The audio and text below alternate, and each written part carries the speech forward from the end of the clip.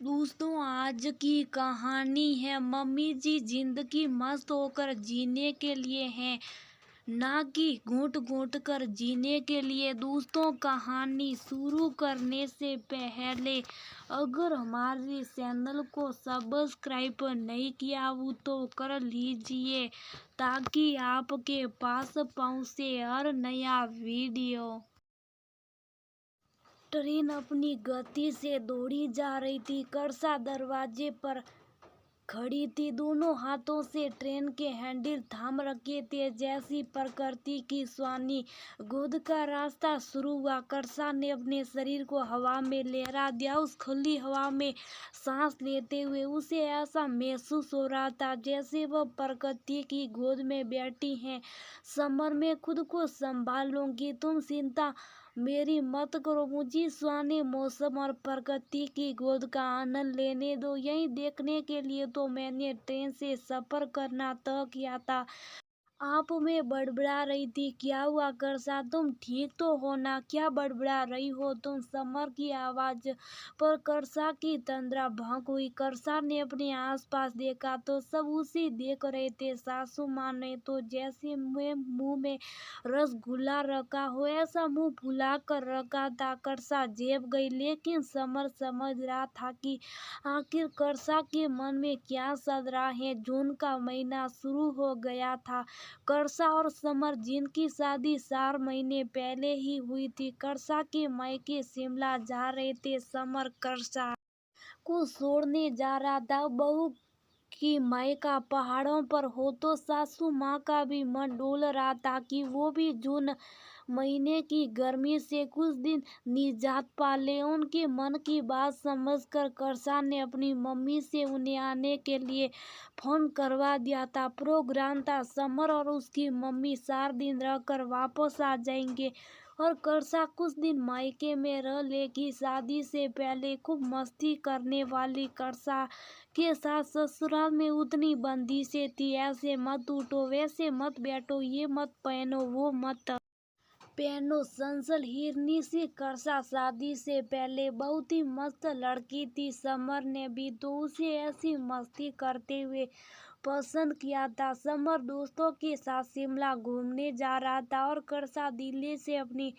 पढ़ाई पूरी करके शिमला अपने घर जा रही थी। हमेशा से कर्सा को रेल का सफर पसंद था, क्योंकि इससे वो रास्ते में पड़ने वाले मनोरम सुंदर दृश्यों को अपने दिल में कैद कर लेती।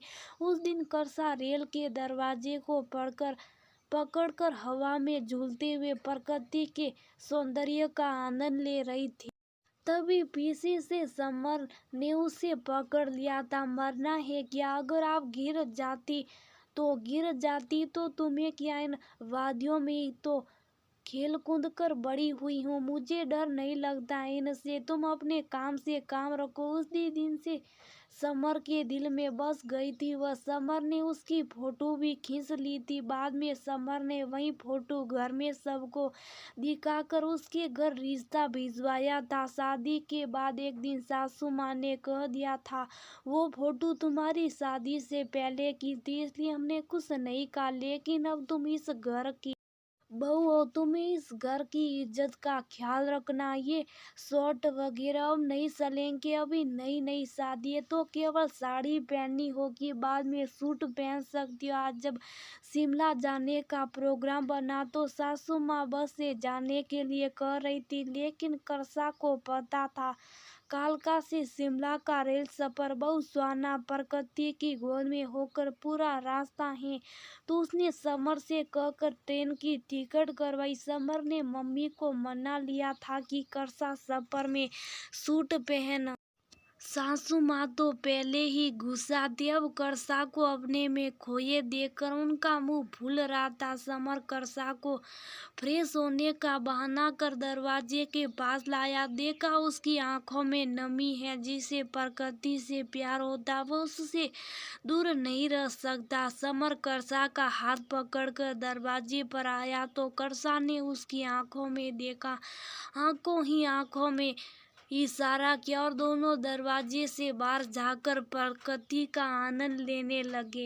दोनों को आने में देर होती देख सासू माँ वहीं आ गई तो उन्हें ऐसे खड़े देख बोली, ये सब क्या? मैंने मना किया था, ट्रेन में इतने लोग होते। सीट पर आकर करसा बोली, मम्मी जी जिंदगी मस्त होकर जीने के लिए है, ना कि घूट घूट कर जीने के लिए। अगर इस सफर पर आप आकर भी हम अपने आप को प्रकृति के हवाले नहीं कर सकते तो हम किसी भी चीज से प्यार नहीं कर सकते। घर की इज्जत पहनावा घर तक ठीक है, घर के बाहर जाकर जिंदगी को मस्त होकर जीने से घर की कोई इज्जत खराब नहीं हो रही। अगर हम नहीं खुश नहीं होंगे तो घर की इज्जत भी नहीं बना पाएंगे। और फिर कहा लिखा कि केवल आदमी मस्ती कर सकते, औरतें नहीं। शादी के बाद औरतें को मस्त होकर जीना छोड़ देना चाहिए। आप एक बार मस्त होकर जिंदगी जीकर सीख देखिए, आपको भी अच्छा लगेगा।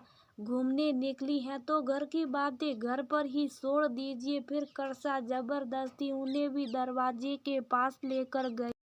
ससुर ताजी हवा में तो अलग ही जादू था जो उन्हें मदहोश करने के लिए काफी था। अब तो 4 दिन करसा ने अपनी सासू माँ को खूब घुमाया और सासू माँ ने भी अपना गुस्सा हटाकर खूब मस्ती की और बहू के साथ खूब सेल्फी ली। जाते समय वह करसा से बोली, थैंक यू बहू, तूने मुझसे मिलवा दिया। मैं तो अपनी शादी के बाद अपनी जिंदगी को भूल ही गई थी, लेकिन तूने मुझे वापस मेरी भूली बिसरी यादों में मिला दिया। और वो ने उसके माथे पर अपना प्यार छोड़ दिया। समर भी हंस रहा था, तुमने तो मेरी मम्मी को पूरा बदल दिया, अब तो तुम दोनों ही मुझे भूल गई हो। मम्मी जी ने समर के कान खींचे और वहां से शब्द दी, दोस्तों सही में हम अपनी गृहस्थी की जिम्मेदारियों में अपने आप को इतना उलझा लेते कि अपने आप को ही भूल जाते। फिर जब बहू आते तो उसे भी अपने रंग में रंगने की कोशिश करते। लेकिन सही बात तो ये है, हमें कुछ समय तो अपनी जिम्मेदारियों को भूलकर अपने लिए मस्त होकर जीना चाहिए। सही उम्र कुछ भी